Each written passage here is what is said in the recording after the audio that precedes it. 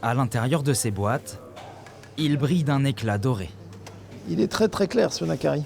Véritable explosion de saveurs, le caviar séduit les Français, parmi les plus gros consommateurs au monde, mais également une clientèle internationale en perpétuel développement. Les chiffres 2010 de consommation mondiale de caviar étaient de 101 tonnes.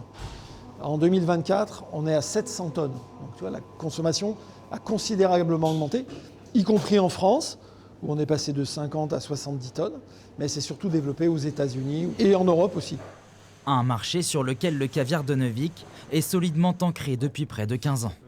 Pourtant, ces dernières années, il est confronté à une concurrence nouvelle, venue de Chine, qui représente aujourd'hui près de 50% des ventes en Europe.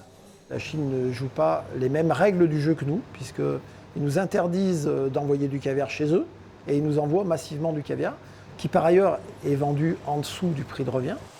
Pour faire face, l'entreprise Périgourdine s'est alliée à d'autres producteurs européens, italiens, bulgares ou encore espagnols, venus ce matin-là observer le savoir-faire français.